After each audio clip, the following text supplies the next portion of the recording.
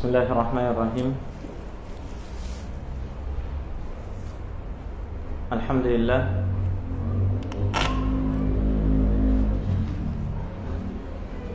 Akhwat sekalian yang dirahmati oleh Allah Subhanahu wa taala.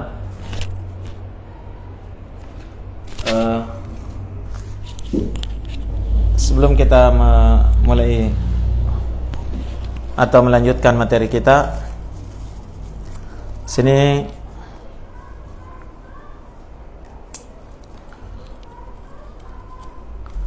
saya akan membacakan beberapa jawaban akhwat sekalian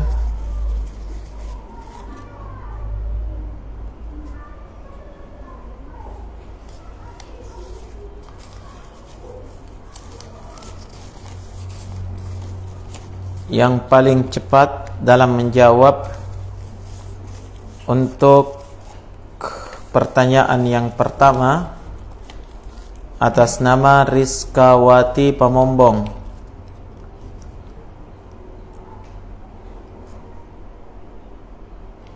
Mandi wajib adalah menyiramkan air yang suci atas seluruh badan dengan tata cara yang khusus. Tayyib, benar ya? Siskawati dari Pamombong, silahkan diambil hadiahnya sama panitia.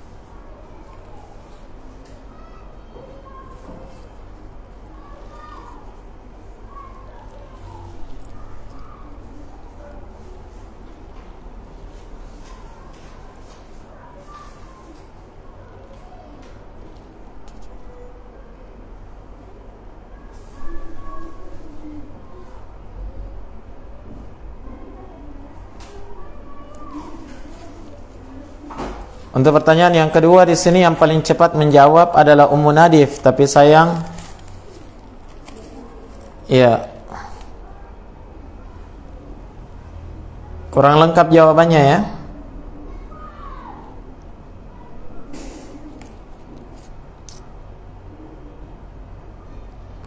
Versi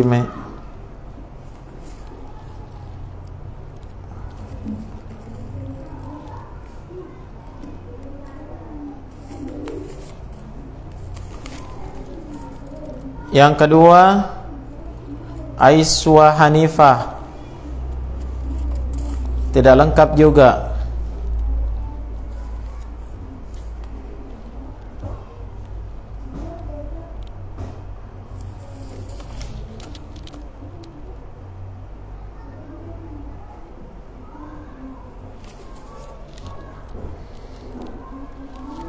Baik, yang ketiga adalah Ummu Ubay Simboro. Ini yang lengkap ya. Jadi pemenangnya adalah Ummu Ubay dari Simboro. Silakan diambil cenderamatannya dari panitia.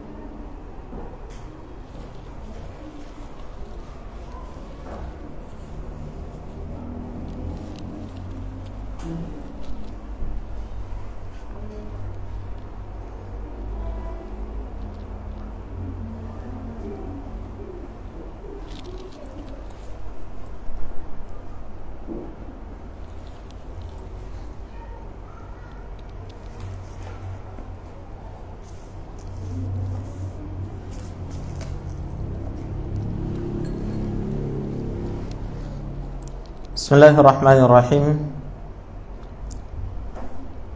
Alhamdulillahi wa kafa, wassalatan wassalaman ala abdihil mustafa wa ala alihi wa ashabihi wa man iktafa, amma ba'd.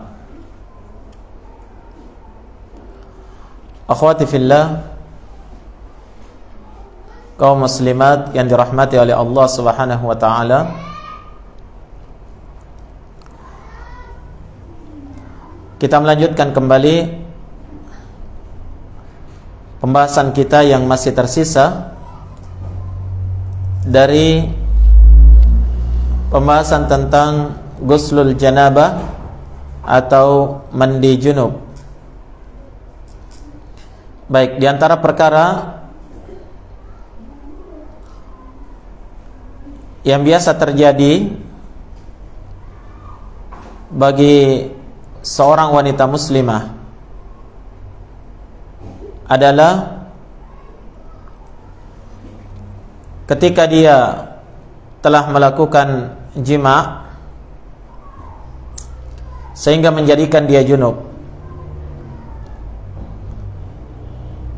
kemudian belum sempat dia mandi, tiba-tiba dia didatangi masa haidnya, yakni keluar darah haid.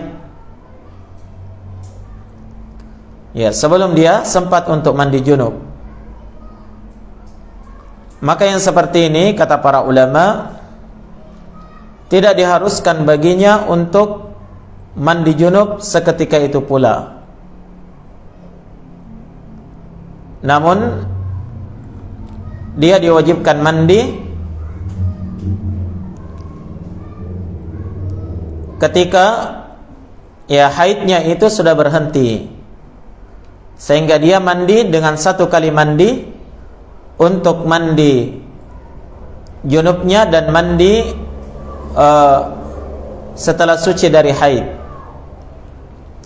Ya, jadi cukup satu kali mandi saja dengan mandi junub. Tidak perlu dia mandi junub dulu, ya baru nanti kalau selesai masa haidnya baru dia mandi wajib lagi. Ya, tidak seperti itu ya. Dan ini ya biasa terjadi pada sebahagian wanita. Naam.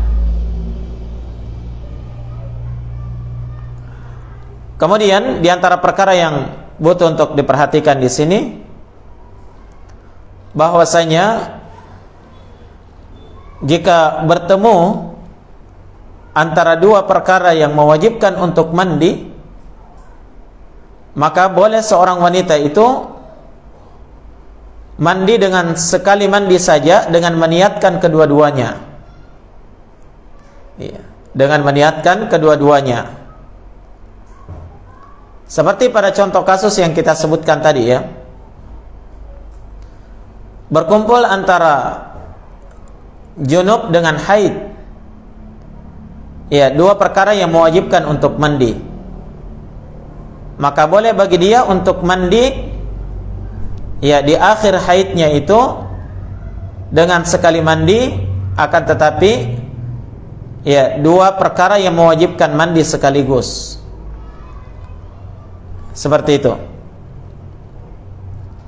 Dan ini adalah pendapat kebanyakan para ulama yang membolehkan hal yang seperti itu. Ya, walaupun ada sebahagian ulama yang tidak memperbolehkannya, namun yang benarnya dalam masalah ini bahwa hal tersebut sesuatu yang diperbolehkan menurut pendapat kebanyakan ulama. Ya, baik, kemudian berikutnya yang perlu untuk diperhatikan pula,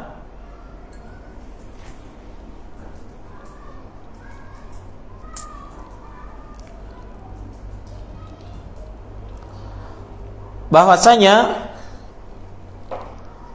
seorang wanita yang telah mandi junub ya dengan kaifiyah yang telah disebutkan tadi, kemudian ketika selesai mandi dia ingin melakukan atau melaksanakan ibadah salat, maka tidak diharuskan lagi wanita itu untuk berwudu kembali, karena mandi junubnya itu ya sudah menutupi kewajibannya untuk berwudu untuk salat, dengan catatan selama wanita tersebut tidaklah melakukan pembatal dari pembatal-pembatal wudu. Ya. Contohnya tadi sudah kita singgung di awal. Di antara contohnya dia menyentuh kemaluannya tanpa ada pelapis. Nah, maka itu adalah salah satu pembatal wudu. Sebagaimana disebutkan oleh Nabi sallallahu alaihi wasallam, "Man massa dzakarahu falyatawadda." Siapa saja yang menyentuh kemaluannya maka hendaklah dia berwudu. Artinya wudunya itu batal. Tapi selama dia tidak melakukan pembatal-pembatal wudu, maka tidak diharuskan bagi dia untuk berwudu kembali. Nah, ini juga ditunjukkan oleh hadits Aisyah radhiyallahu taala anha, diriwayatkan oleh Imam Abu Daud dalam sunannya. Kata Aisyah, "Kana Rasulullah sallallahu alaihi wasallam yaghtasilu wa yusalli rak'atain. Wala arahu yuhditsu wudu'an ba'dal ghusli." Adalah Nabi sallallahu alaihi wasallam itu mandi dan salat 2 rakaat. Ya, jadi Nabi itu mandi, yakni mandi wajib. Kemudian beliau salat 2 rakaat, dan saya tidak melihat beliau itu memperbaharui wudu setelah mandi. Ya, jadi kata Aisyah, saya tidak melihat Nabi sallallahu alaihi wasallam itu memperbaharui wudu setelah mandi. Ya, menunjukkan bahwasanya mandi wajib yang dilakukan oleh seorang wanita itu sudah menutupi, ya, sudah menutupi kewajibannya untuk berwudu. Kemudian berikutnya, di antara masalah yang perlu diperhatikan dalam masalah mandi junub ini, bahwasanya seorang wanita, atau tidak mengapa bagi seorang wanita itu mengakhirkan mandi junubnya. Ya. Jika dia tidak ingin segera melakukan sholat. Artinya tidak mesti pas dia junub, ya dia juga harus mandi junub, tidak. Ya, karena perintah atau diwajibkannya mandi junub atau mengangkat hadath akbar itu hanya berlaku ketika seorang mau melaksanakan ibadah salat. Tapi selama dia belum mau salat, ya, selama dia belum mau salat, ya, maka tidak diharuskan bagi dia untuk segera mandi junub. Nah, maka boleh dia menunda. Misalnya dia junub di malam hari, tidak mesti harus mandi di tengah malam. Ya, akan tetapi boleh dia menundanya sampai subuh tiba, sebelum dia menunaikan salat subuh atau sebelum dia melakukan salat lail. Naam. Karena disebutkan oleh Aisyah radhiyallahu taala anha bahwasanya Nabi sallallahu alaihi wasallam itu terkadang tidur, ya, sebelum beliau mandi. Ya, Nabi terkadang tidur sebelum beliau mandi junub. Nah, ya, kemudian berikutnya yang perlu diperhatikan di sini adalah tidak mengapa bagi seorang wanita itu ya melakukan aktivitas-aktivitas selama dia junub. Nah, tidak mengapa dia melakukan aktivitas selama dia junub. Misalnya setelah dia junub, maka dia tidak langsung mandi, tapi mungkin dia kerja dulu, ya, atau dia memasak dulu di dapur, atau dia mengurus anak-anaknya, atau dia melipat pakaian keluarganya. Ya, tidak masalah dia melakukan aktivitas-aktivitas selama dia junub. Kenapa? Karena seorang yang junub itu tidaklah najis. Begitu ya? Ya, seorang yang junub itu tidaklah najis. Ya, atau bahkan mungkin setelah dia junub, ya, dia belum mandi tapi berangkat dulu ke pasar belanja. Tidak masalah, nanti mau sholat baru dia mandi. Ya, demikian pula mungkin dia junub, ya, berangkat dulu ke kantor. Nanti mau sholat duhur baru dia mandi, tidak ada masalah. Kenapa? Ya, dia bersentuhan dengan kaum wanita yang lainnya misalnya, atau bersentuhan dengan anak-anaknya, atau dia menyentuh makanan, itu tidak menjadikan hal tersebut menjadi najis. Begitu ya? Ya, pernah suatu ketika Nabi sallallahu alaihi wasallam bersama dengan para sahabatnya di suatu jalan, tiba-tiba dari kejauhan beliau melihat Abu Hurairah, tapi Abu Hurairah tiba-tiba masuk ke gang kecil dan tidak menemui Nabi. Ya. Maka ketika dia bertemu dengan Nabi, Nabi bertanya, "Tadi saya lihat kamu dari jauh, tapi tiba-tiba menghilang. Kamu kemana?" Ya, kata beliau, "Ya Rasulullah, inni qad kuntu ajnabtu." Ya Rasulullah, saya tadi itu junub, wa karihtu, ya, an alqaka wa ana junub, dan saya tidak senang untuk berjumpa denganmu dalam keadaan saya junub. Maka Nabi sallallahu alaihi wasallam bersabda, "Subhanallah, innal mu'mina la yanjus." Maha suci Allah, sungguh seorang yang beriman itu tidaklah najis. Ya, meskipun dia junub, itu asalnya. Ya, itu asalnya, meskipun dia junub, seorang muslim itu tidaklah najis. Baik. Kemudian berikutnya diperbolehkan bagi seorang wanita untuk mandi bareng dengan suaminya. Ya, ini bukan nonton bareng tapi mandi bareng. Ya, tidak masalah dia melakukan hal tersebut, dan ini sesuai dengan ijma' kesepakatan kaum muslimin akan bolehnya seorang wanita itu mandi berdua dengan suaminya. Ya, dan tidak mengapa suami istri itu saling melihat aurat atau kemaluan antara satu dengan yang lainnya. Ini pendapat yang benar dari kalangan para ulama, walaupun ya Al-Imam Syafi'i, ya, sebagaimana disebutkan dalam Syarah Sahih Muslim itu, beliau berpendapat makruh. Ya, dimakruhkan seorang lelaki dan wanita saling melihat, atau seorang suami istri saling melihat kemaluannya. Tapi yang benarnya dari pendapat jumhur ulama bahwa itu bukan sesuatu yang dimakruhkan atau bahkan diharamkan, tidak. Ya, bahkan dia adalah sesuatu yang diperbolehkan, halal bagi keduanya. Makanya diperbolehkan untuk mandi bersama. Ya, demikian yang dilakukan oleh Nabi sallallahu alaihi wasallam bersama dengan istri beliau, seperti yang diceritakan oleh Aisyah radhiyallahu taala anha, ya, yang disebutkan dalam riwayat Al-Imam Al-Bukhari dan Muslim. Kata Aisyah, "Wa kuntu aghtasilu ana wa Nabi sallallahu alaihi wasallam min ina'in wahidin fayubadiruni hatta aqula da'li kulluna junub."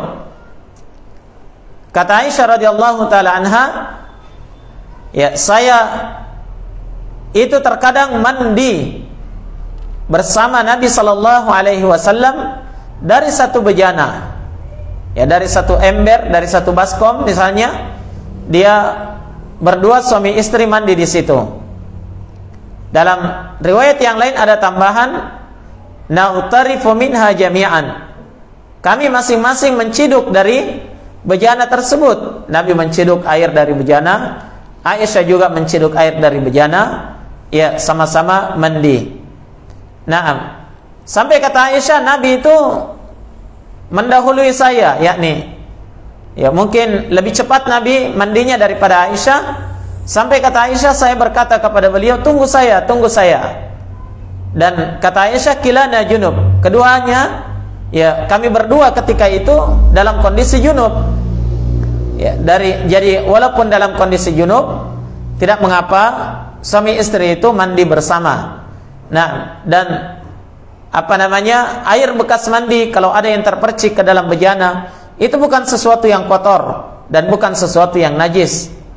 Ya, tidak seperti apa yang disebutkan oleh sebahagian ulama Syafi'iyah bahwa air itu adalah air musta'mal, ya, air yang sudah digunakan sehingga dia tidak boleh lagi digunakan untuk bersuci. Tayyib. Tapi yang benarnya tidak ada dalil yang menunjukkan najisnya air musta'mal, ya, air yang sudah digunakan itu. Maka ya, yang benarnya di sini seperti yang disebutkan oleh Aisyah, ya, beliau mandi bersama Nabi sallallahu alaihi wasallam dari satu bejana.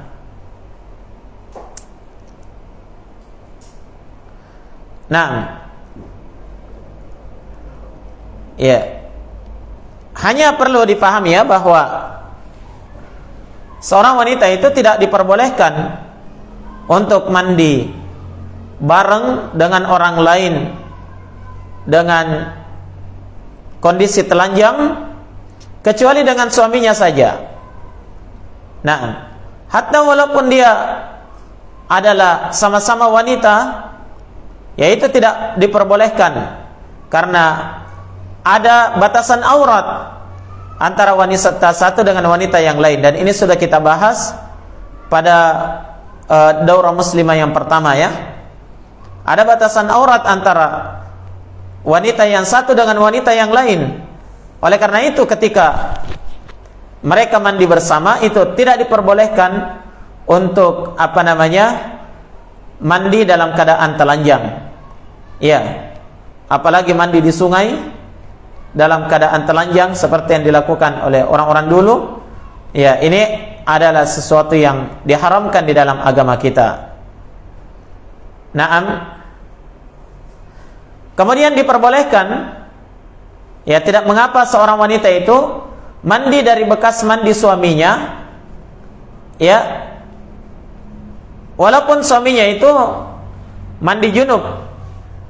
Nah, dari bekas mandi junub suaminya boleh saja digunakan mandi oleh wanita tersebut. Maksudnya, ya, ketika ada air dalam satu bejana, kemudian si suami itu mandi lebih dahulu, ya, kemudian sisanya, ya, sisanya itu boleh saja digunakan oleh si istri untuk mandi. Ya, tidak mengapa selama air itu tidak didominasi oleh apa namanya, benda yang najis. Naam.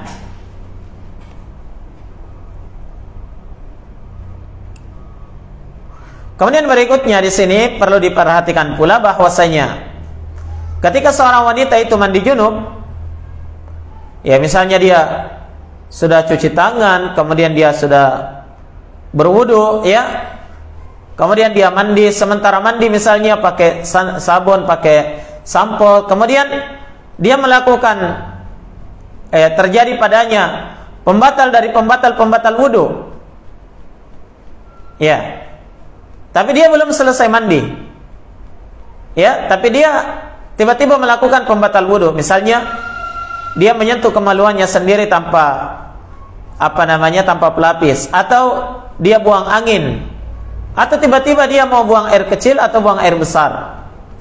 Nah, sementara dia mandi, maka tidak diharuskan bagi dia untuk mengulang wudunya. Ya, tapi dia sempurnakan mandinya, kemudian selesai. Begitu ya? Ya, tidak diharuskan untuk berwudu kembali.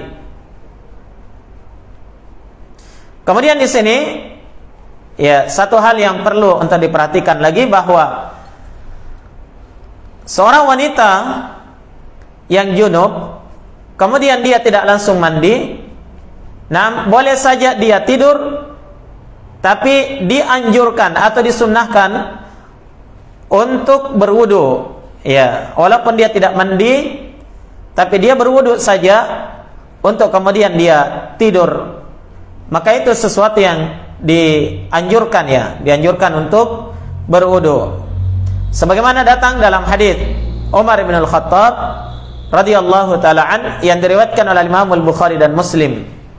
Beliau pernah bertanya kepada Nabi sallallahu alaihi wasallam, ya, tentang hukum janabah yang menimpa beliau di waktu malam. Artinya, bagaimana hukumnya kalau beliau itu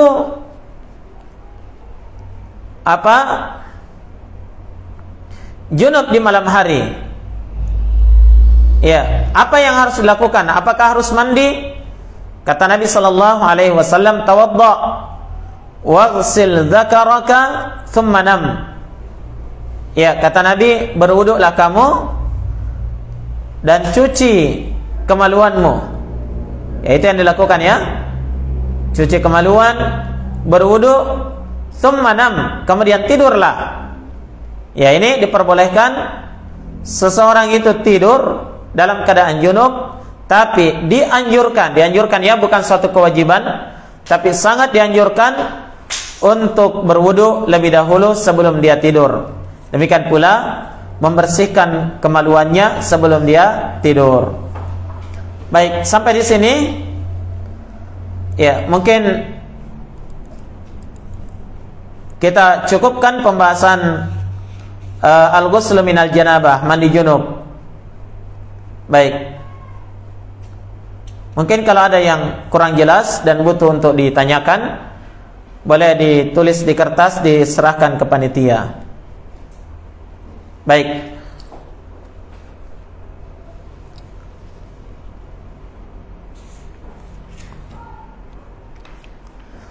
Ya, kemudian masih berkaitan dengan mandi, ya.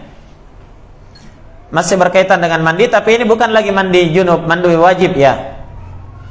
Tapi ini adalah al-aghsal al-mustahabbah, mandi-mandi yang disunnahkan. Ya, mandi apa saja yang disunnahkan. Ya.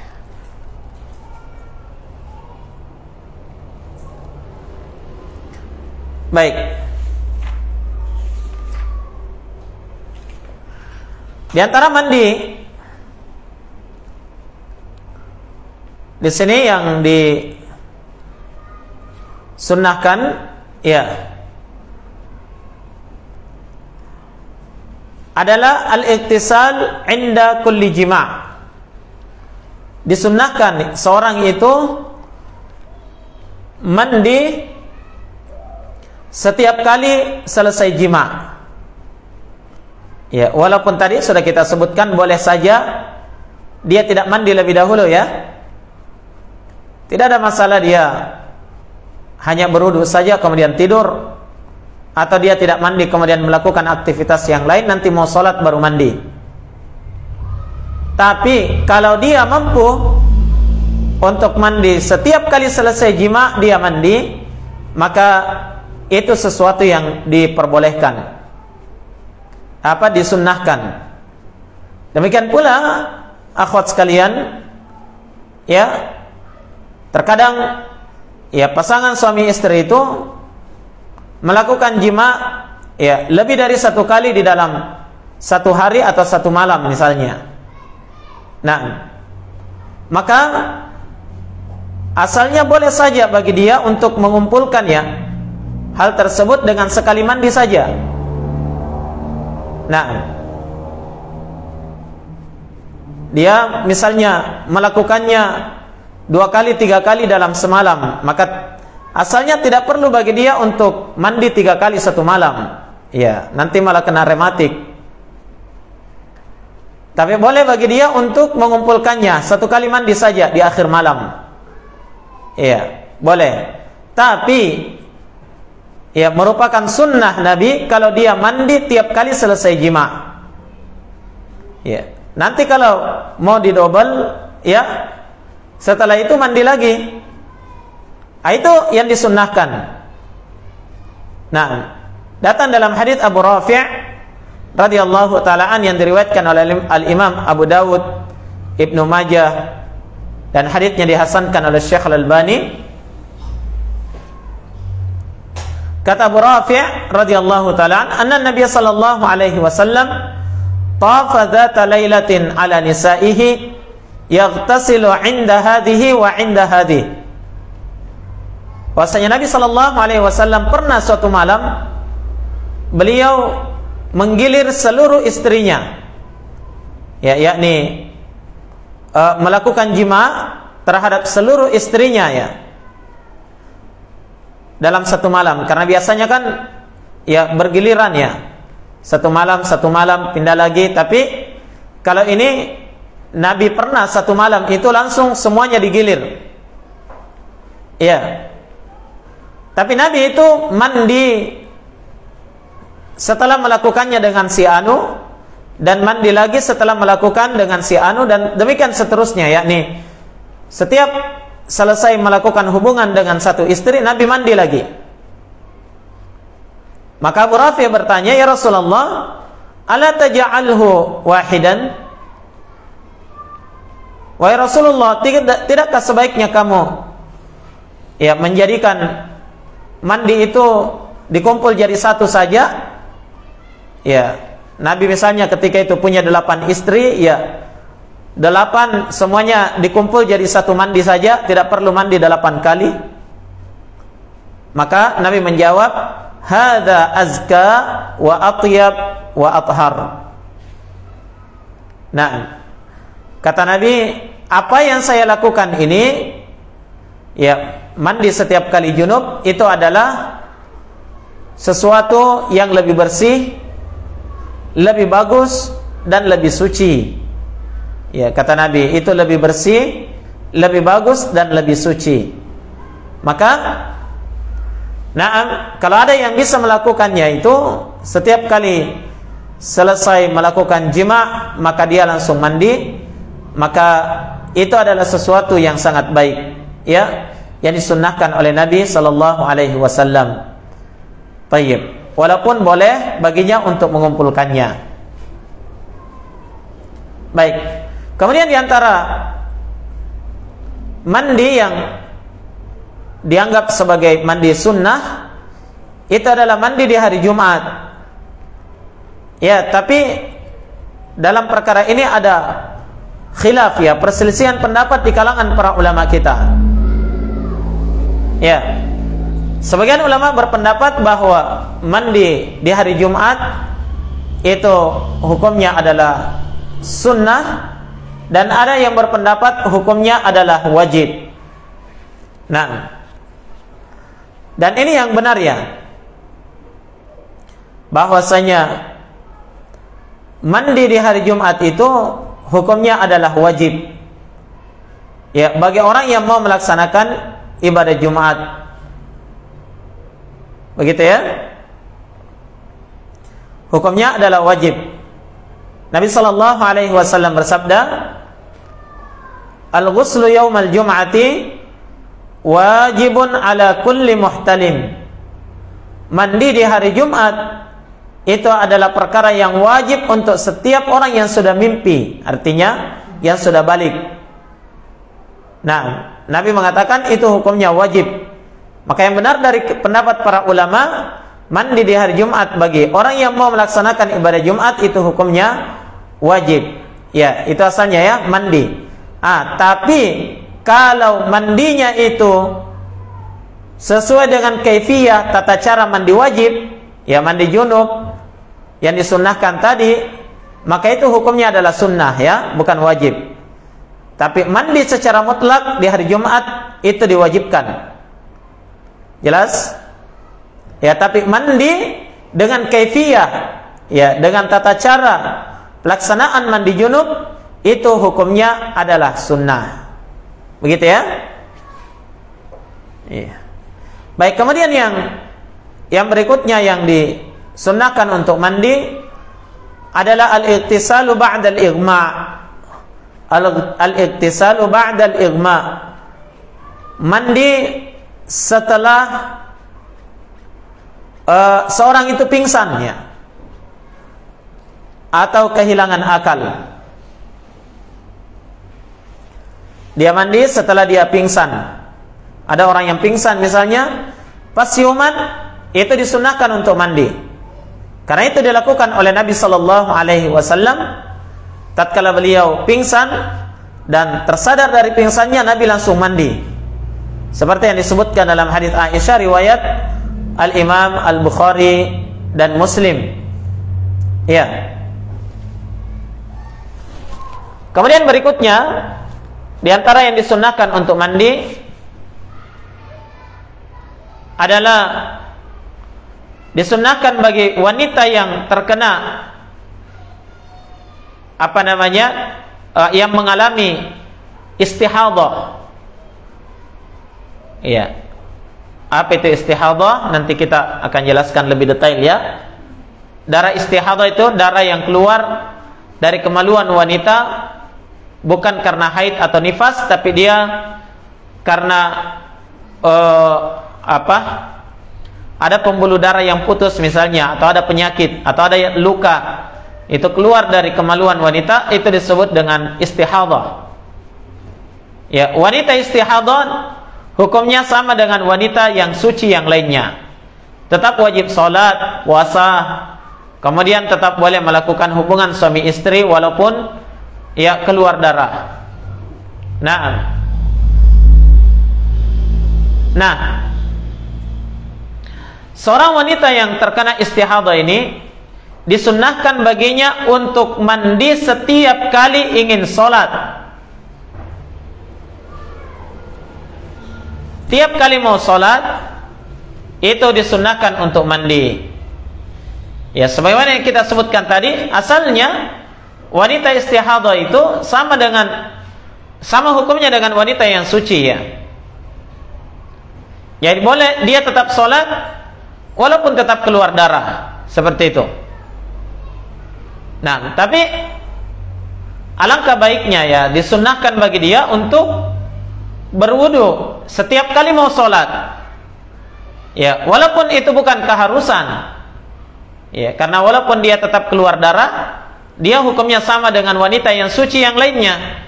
Boleh saja dia berwudu, ya, kemudian dia sholat, tidak perlu dia mandi. Nah, tapi kalau dia mau mandi untuk setiap kali mau sholat, itu sangat dianjurkan atau disunnahkan oleh Nabi sallallahu alaihi wasallam.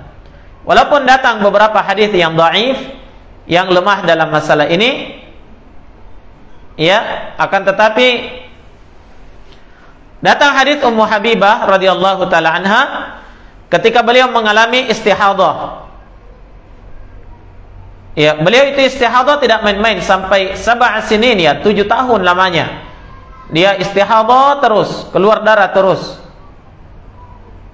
Dia pernah bertanya kepada Nabi tentang hukum istihadahnya itu, maka Nabi perintahkan dia untuk mandi, ya. Nabi katakan mandi saja.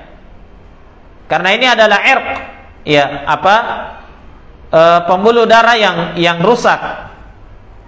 Maka Ummu Habibah ini selama dia istihadah itu dia mandi setiap kali mau sholat. Jadi minimal dia mandi itu 5 kali dalam sehari dan semalam, setiap kali mau sholat. Nah, maka itu adalah sunnah ya bagi siapa yang mampu untuk melakukannya. Kemudian di antara mandi yang disunnahkan adalah al-ghuslu idza ghasalat mayitatan. Ya, disunnahkan untuk mandi jika dia telah memandikan jenazah. Ini sudah kita singgung juga tadi ya. Ya, walaupun haditsnya itu diperselisihkan akan kesahihannya. Ketika Nabi mengatakan man ghassala maitan falyaghtasil, siapa yang memandikan seorang mayit maka hendaklah dia mandi.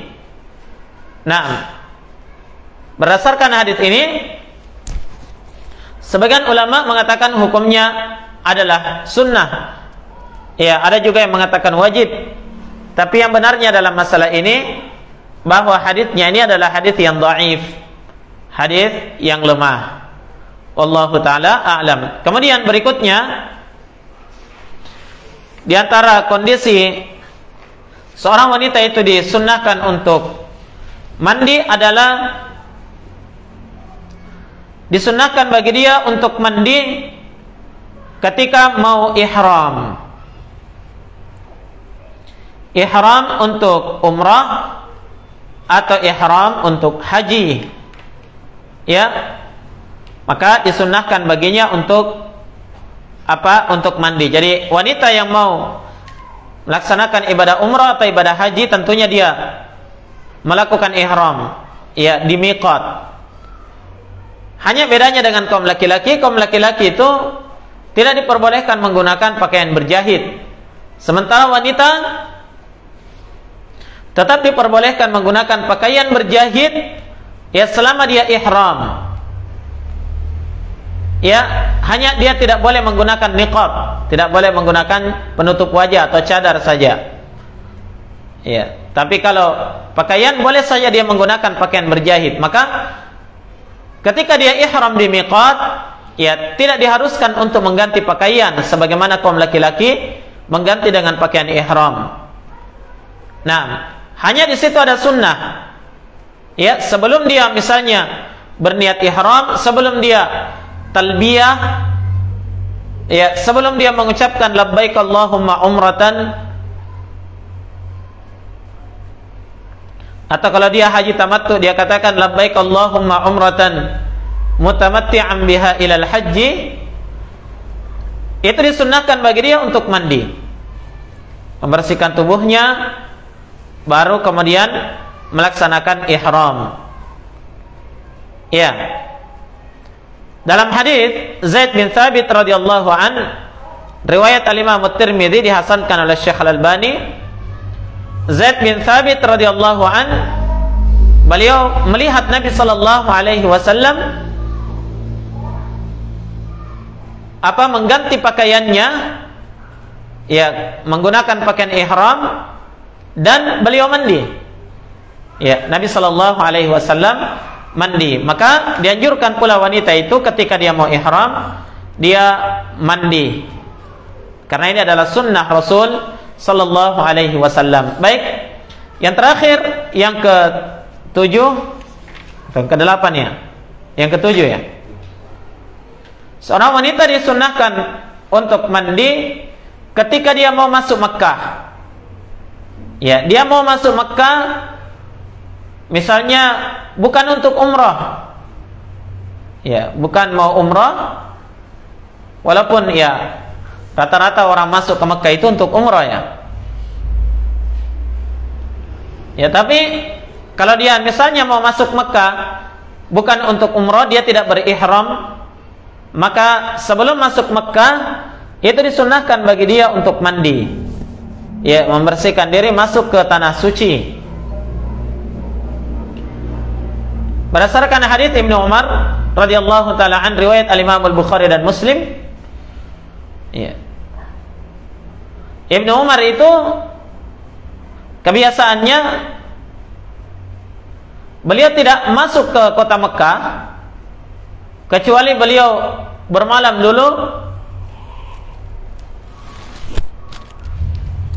dulu di satu tempat yang bernama Dzituwa. Sampai pagi, sampai subuh, beliau pun mandi. Setelah mandi dia masuk ke Mekah di waktu siang. Ya, perbuatan Ibnu Umar ini, kata Ibnu Umar, ini adalah kebiasaan Nabi sallallahu alaihi wasallam. Jadi hadis ini adalah hadis yang mauquf, tapi dihukumi dengan hukum hadis yang marfu'. Karena Ibnu Umar menyandarkannya kepada Nabi atau kepada fi'liyah, perbuatan Nabi sallallahu alaihi wasallam. Ya, mungkin ada yang bertanya, ya, ini mandi sunnah, ya, apakah kaifiahnya sama dengan mandi wajib atau tidak? Ya, jawabannya yang benar dalam masalah ini tidak diharuskan mandi seperti kaifiah mandi wajib untuk mandi sunnah. Jelas ya? Tapi mandinya itu adalah mandi biasa. Hanya diniatkan ya dalam hati, saya mau mandi untuk melakukan ini dan itu dari apa yang sudah kita sebutkan itu tadi. Maka dengan niatnya mandi, dia itu mendapatkan pahala sunnah dari Allah Subhanahu wa ta'ala. Dan tidak harus mandi dengan kaifiyah mandi junub. Baik, wallahu ta'ala a'lam.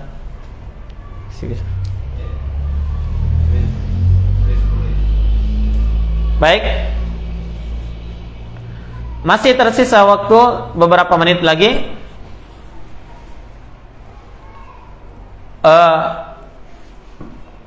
Mungkin kalau ada yang mau ditanyakan boleh ya diajukan pertanyaannya ya. Baik, sambil kita menunggu pertanyaan, di sini kita melanjutkan pembahasan kita pada pembahasan at-taharah berikutnya.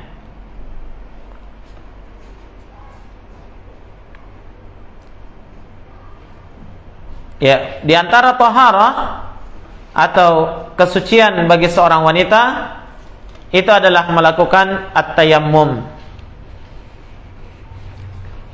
Melakukan tayammum.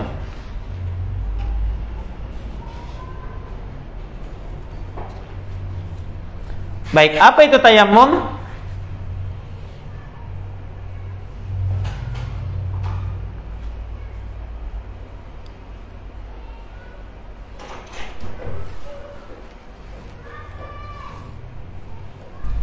Ya, apa yang dimaksud dengan tayammum? Ya,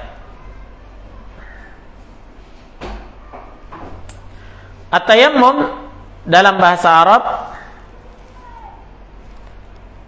itu maknanya adalah al-qasdu, ya, memaksudkan.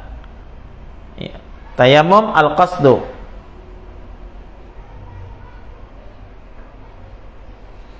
Adapun dalam istilah syariat, tayammum adalah al-qasdu ila as-sa'idi limashil wajhi wal yadain biniyati istibahati shalah wa nahwiha. Ya, disebutkan oleh Imam Ibnu Hajar bahwa at-tayammum di dalam syariat itu adalah al-qasdu ila as-sa'idi. Seorang itu memaksudkan atau menggunakan as-sa'id, ya, menggunakan debu atau tanah atau pasir atau yang semisalnya, ya, itu semuanya masuk dalam kategori as-sa'id. Limashil wajhi wal yadain, untuk mengusap wajah dan kedua tangan. Biniyati istibahatis shalah, dengan niat, ya, dengan maksud dan tujuan atau dengan niat memperbolehkan dia untuk sholat dan yang semisalnya, ya. Itulah at-tayammum. Jadi seorang bertayammum itu dia menggunakannya, menggunakan tanah atau pasir atau debu untuk mengusap, ya, kedua tangan dan wajahnya agar supaya dia boleh melaksanakan sholat, ya, istibahatis sholat, memperbolehkan untuk menegakkan sholat atau ibadah yang lain.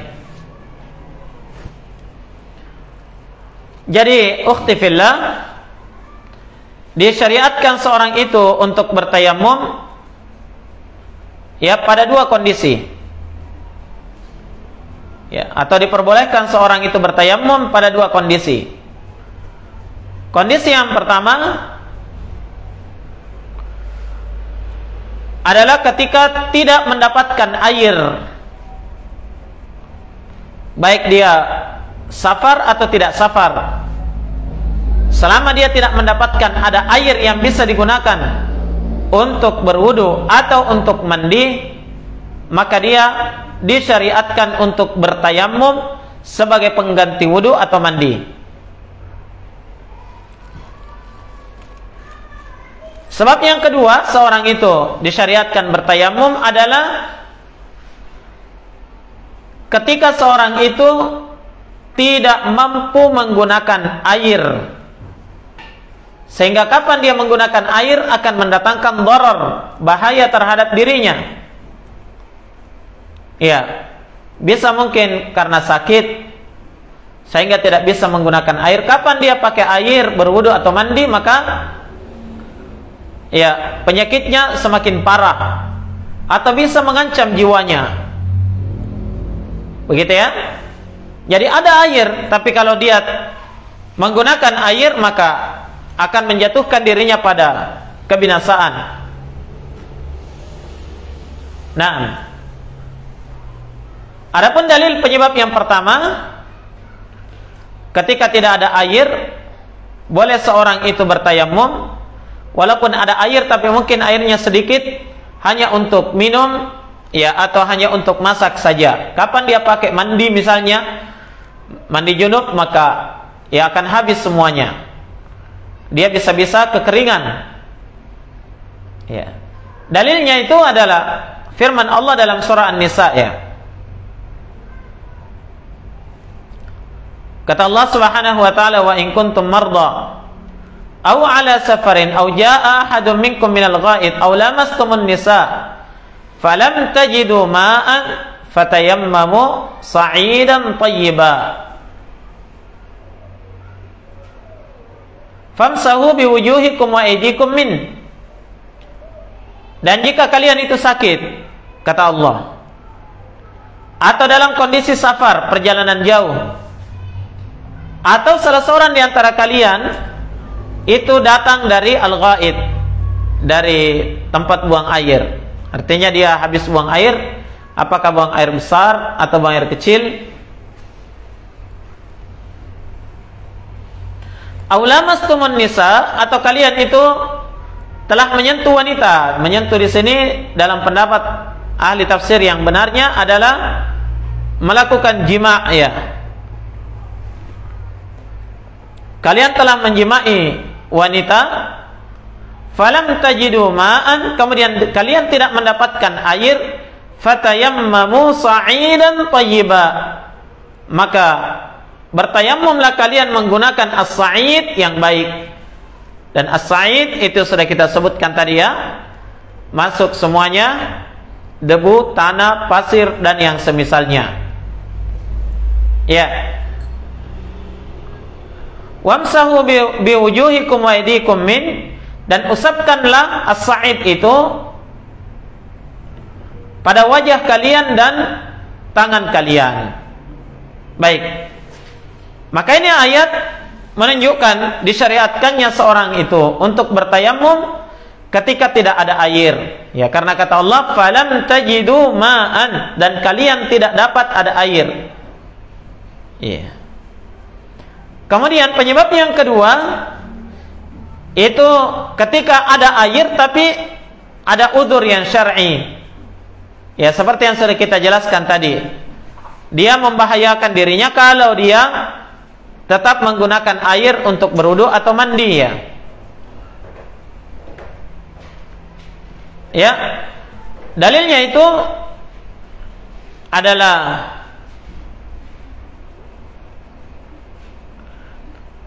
hadits Ammar bin Yasir radhiyallahu taala anhu. Kata beliau, saya dahulu pernah melakukan safar bersama dengan beberapa orang sahabat Nabi, di antaranya Umar bin Khattab. Ya, fa ajnabna, maka kami di pertengahan jalan itu beberapa orang itu junub.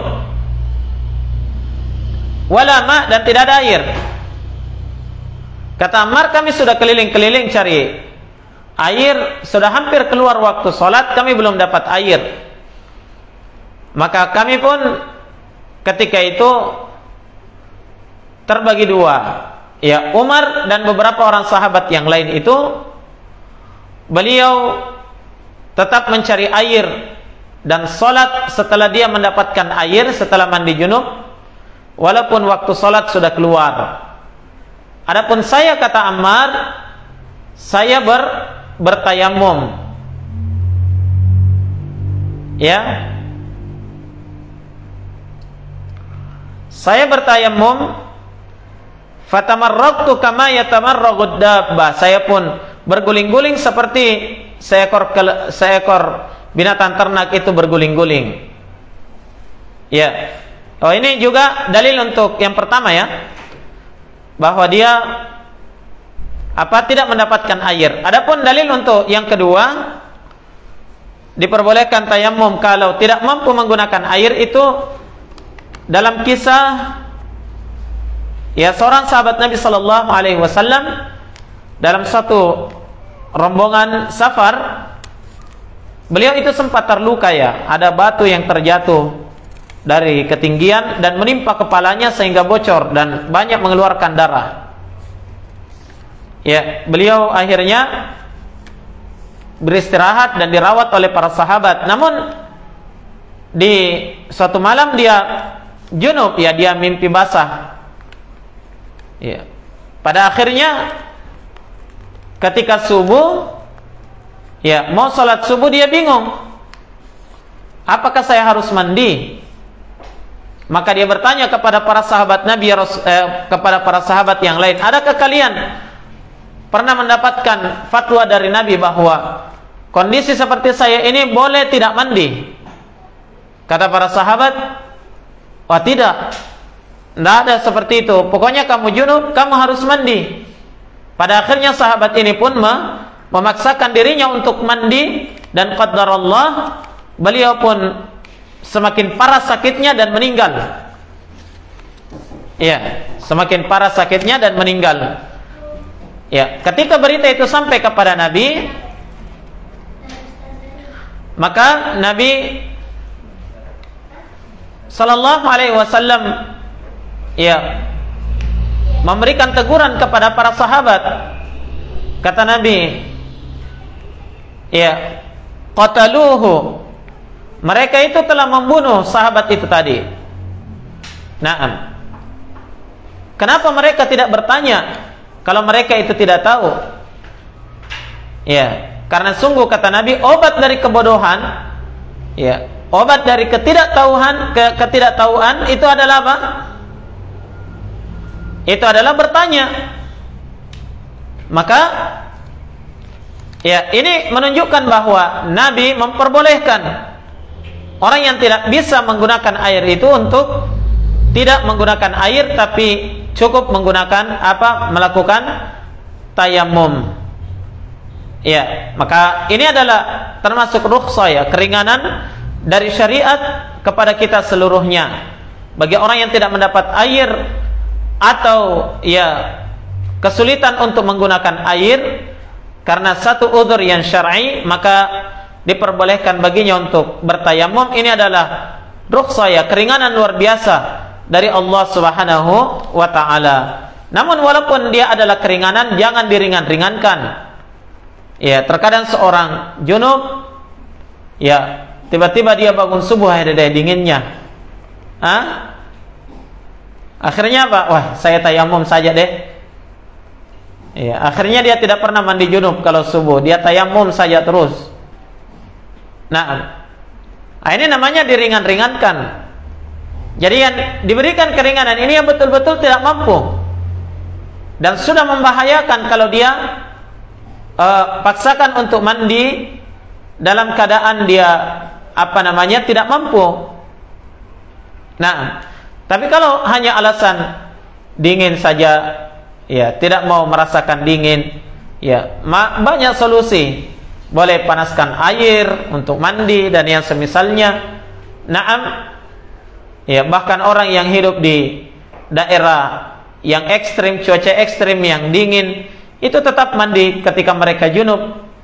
Naam, dengan bersabar selama mampu untuk mandi. Ya, dan tidak membahayakan. Yang di sini yang boleh bagi dia untuk bertayamum ketika ada udzur adalah udzur yang sudah membahayakan kalau dia paksakan. Seperti itu ya. Baik, itu dua penyebab seorang itu diperbolehkan untuk bertayamum, sehingga tayamum itu menjadi pengganti terhadap wudu dan mandi junub. Iya, jadi ini tayamum bisa menjadi pengganti untuk wudu dan mandi junub sekaligus dengan kaifiyah yang sama. Nabi sallallahu alaihi wasallam menyebutkan dalam hadits riwayat Al-Imam At-Tirmidzi dan selainnya, ya,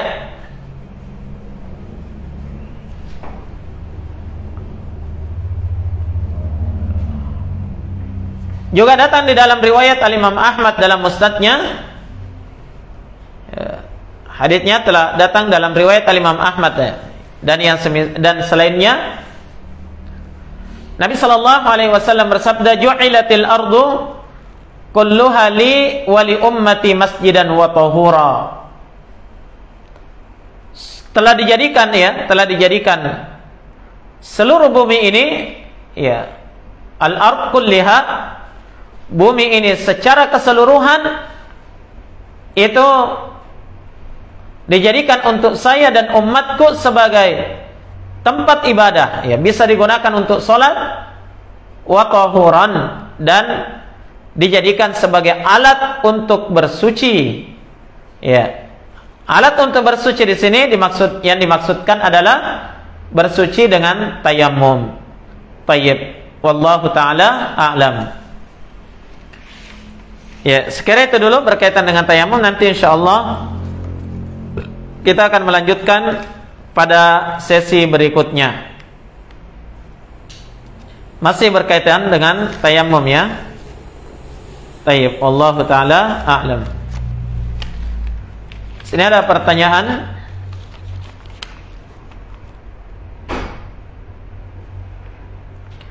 Apakah boleh menjamak kedua kaifiyah cara mandi junub sebagaimana hadis Aisyah dan Maimunah? Oh, jawabannya tidak pernah didapatkan dari para salaf ya. Mereka menggabungkan dua kaifiyah tersebut di jamak sekaligus, tidak ya? Ya, tapi dilaksanakan masing-masing, ya. Dilaksanakan masing-masing dari kaifiyah itu secara bergantian atau secara selang-seling. Ya, wallahu taala a'lam. Ya, adapun misalnya ada yang mengatakan, "Oh, saya tidak mau repot selang-seling, satu saja." Ya boleh, satu saja dilaksanakan terus.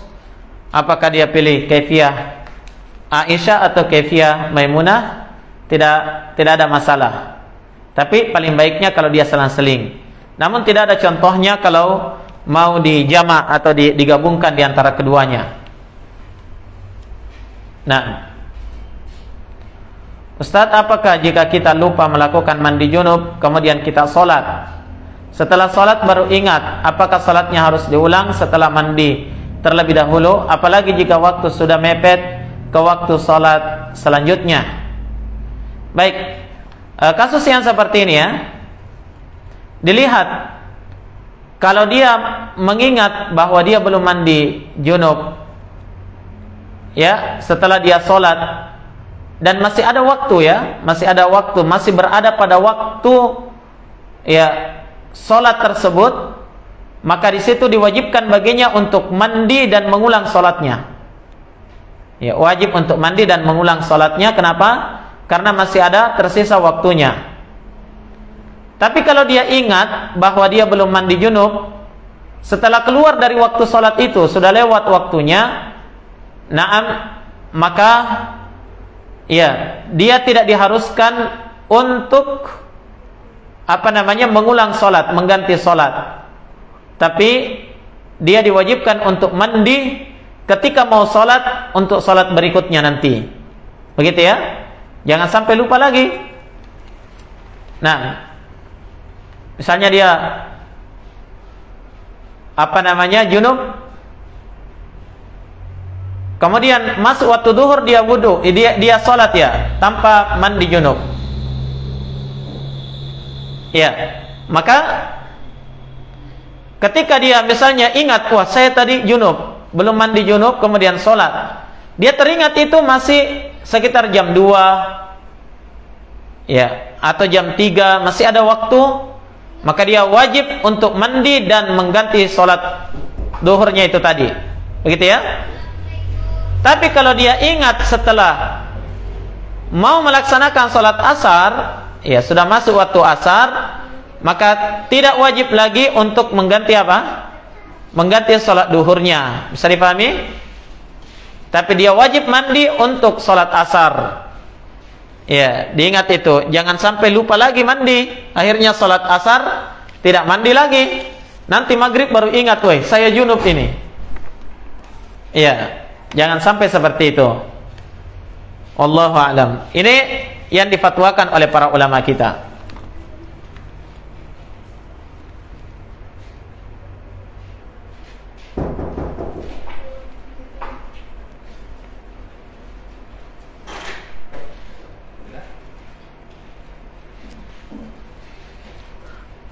Di umur berapakah anak laki-laki tidak boleh melihat muka atau wajah wanita yang bercadar?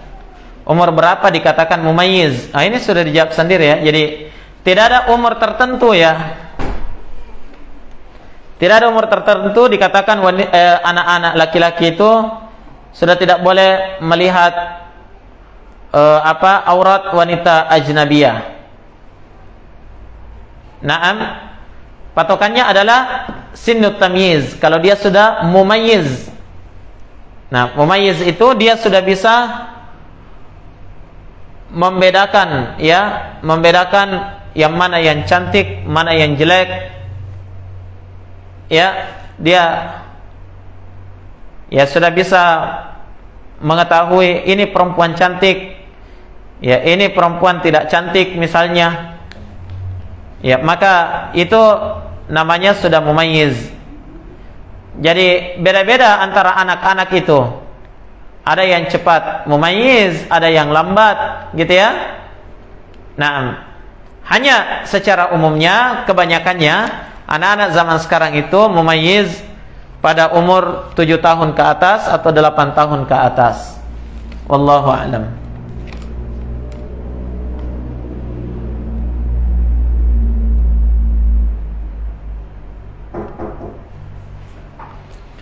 Pertanyaan saya, apakah sebelum berhubungan apa wajib untuk berwudu? Ya, tidak ada dalilnya ya. Tidak ada dalil yang mewajibkan untuk berwudu sebelum berhubungan. Maksudnya berhubungan dengan suami ya. Kalau berhubungan dengan Allah di dalam sholat, nah, wajib berwudu. Tapi kalau berhubungan dengan suami dalam artian jima, maka tidak ada kewajiban untuk berwudu. Tidak ada dalil yang mengharuskan hal tersebut. Tayyib. Wallahu ta'ala a'lam.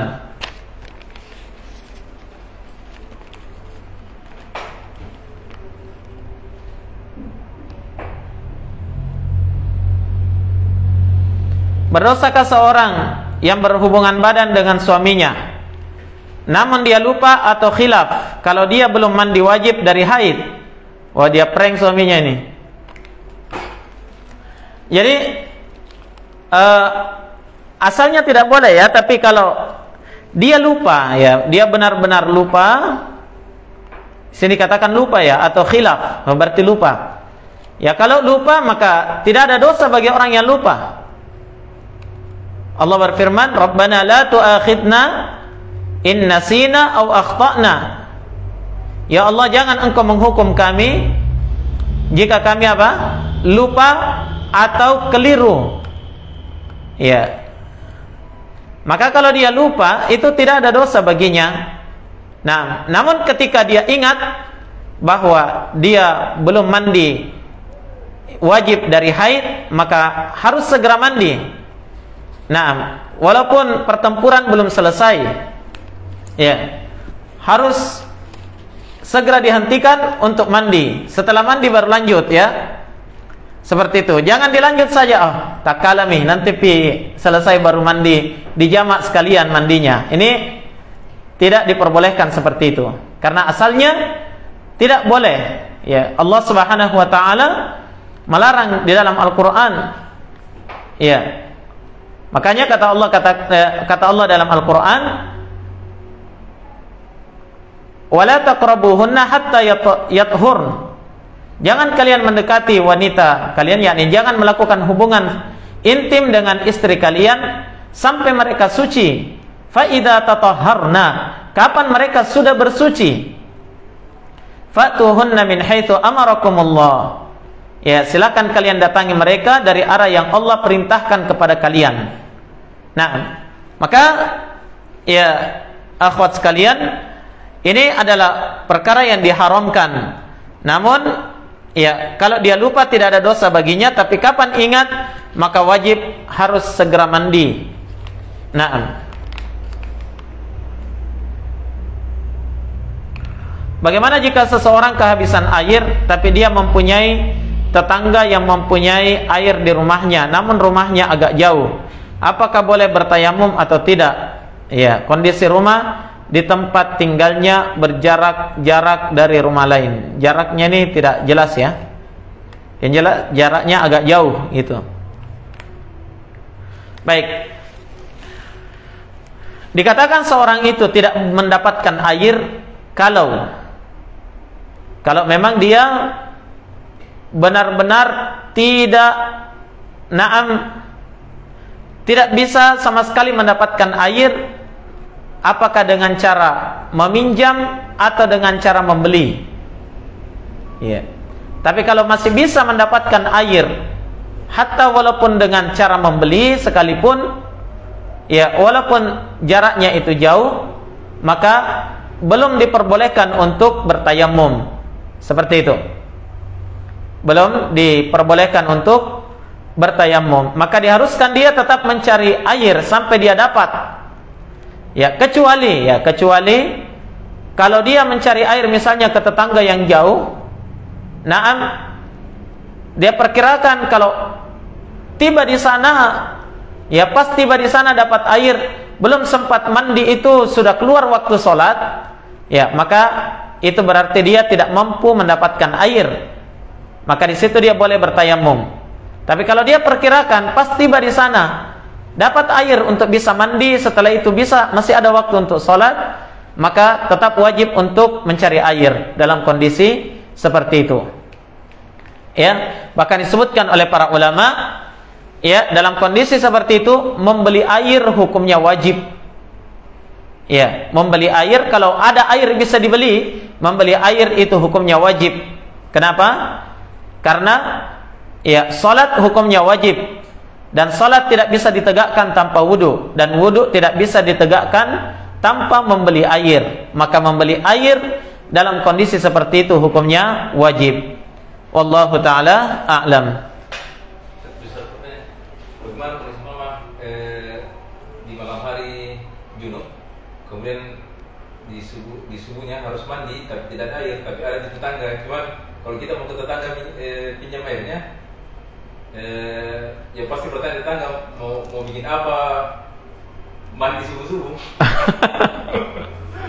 Baik, ini pertanyaan peserta ikhwah, peserta tunggal.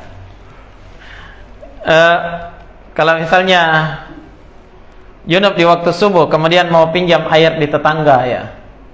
Tapi ketika dia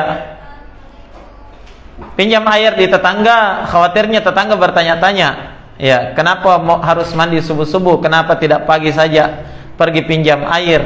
Ya. Dalam kondisi seperti itu ya, selama masih bisa pinjam air atau minta air di tetangga, tetap wajib untuk mandi ya. Ya. Terserah apakah tetangga bertanya-tanya atau tidak bertanya, ya. Itu urusan belakang. Karena di sini adalah urusan yang paling urgen ya. Urusan dia dengan Allah Subhanahu wa taala, harus salat di waktu subuh itu dalam keadaan dia sudah mandi junub. Maka tetap seorang itu dalam kondisi seperti itu belum diperbolehkan untuk bertayamum, seperti itu ya. Ya, di belakang Tompi itu urusannya. Dia bertanya, kenapa harus subuh-subuh? Ya, bilang saja, mengerti maka orang berkeluarga. Baik. Kalau yang di sekitar sini kehabisan air di rumah, ya tidak apa-apa, subuh-subuh datang ke Masjid As-Sunnah mandi. Tidak akan ada yang tanya, insya Allah.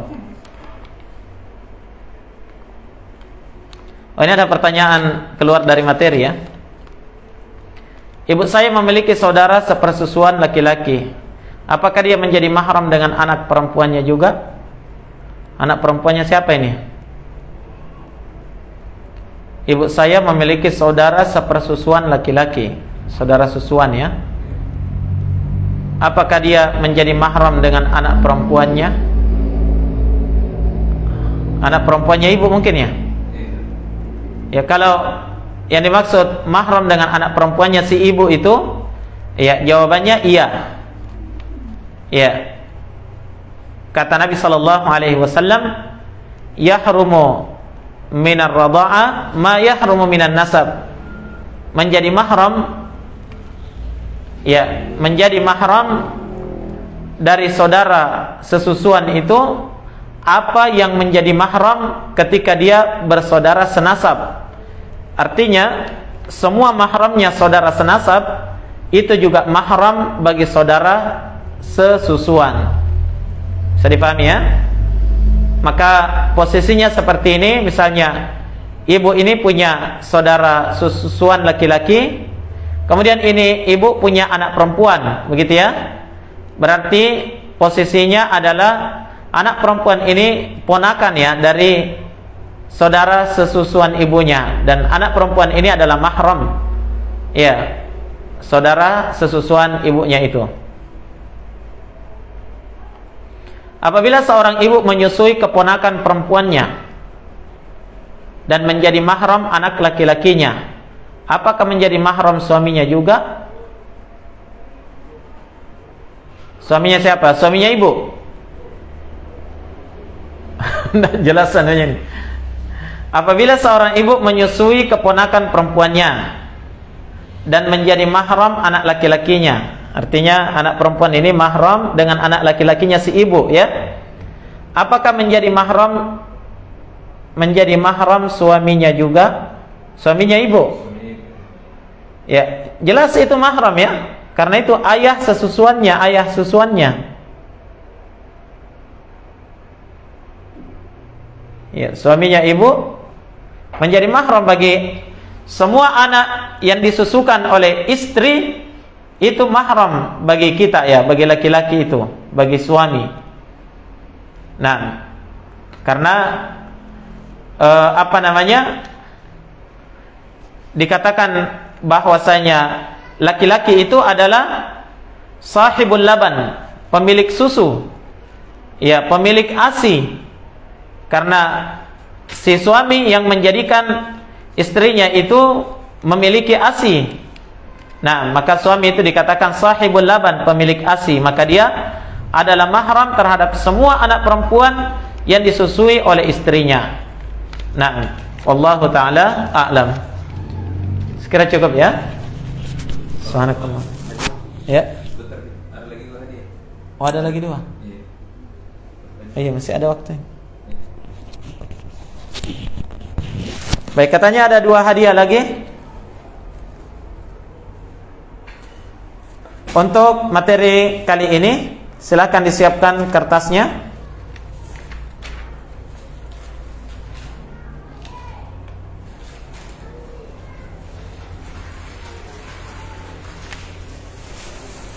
Pertanyaan yang pertama,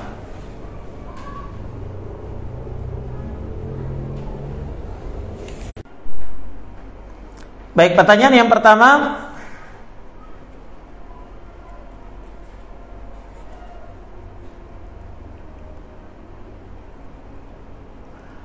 bolehkah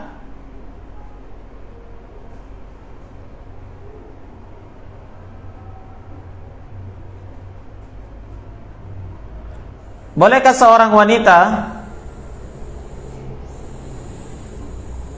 untuk tidak berwudu lagi setelah mandi junub? Bolehkah seorang wanita untuk tidak berwudu lagi setelah mandi junub jika ingin menegakkan salat? Sebutkan beserta dalilnya.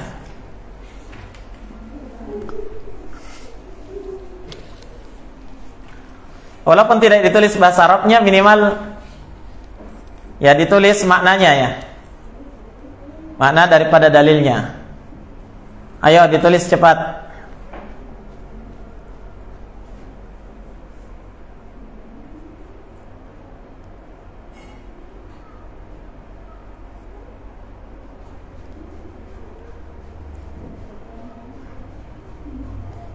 Yang selesai di store cepat sama panitia.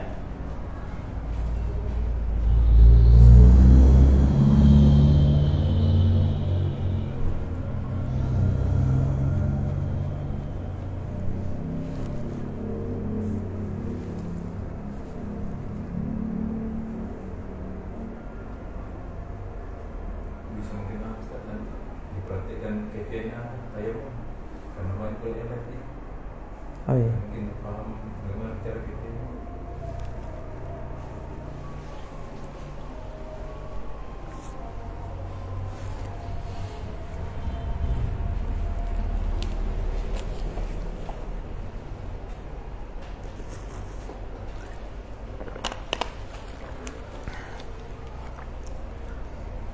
Sudah akhwat?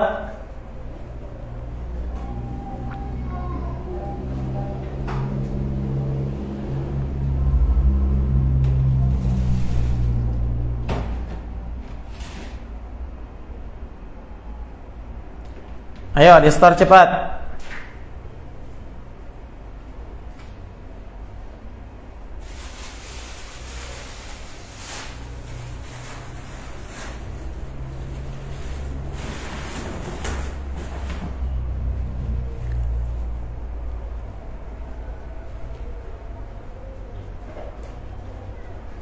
Baik, masuk pada pertanyaan yang kedua untuk hadiah yang kedua. Wah, ini gampang ini. Pokoknya siapa yang cepat menulis,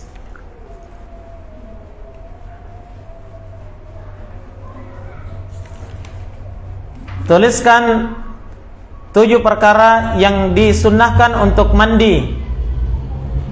Ya, tulis saja tanpa dalil. Tulis cepat, ayo.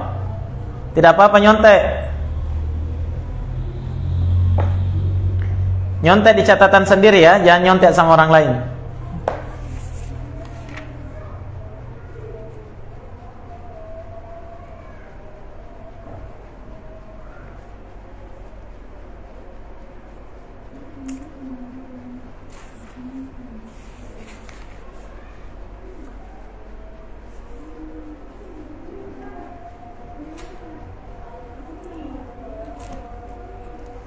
Silakan panitia dikumpul, nanti insyaallah pada dasar kita umumkan siapa yang berhasil memenangkan kuisnya.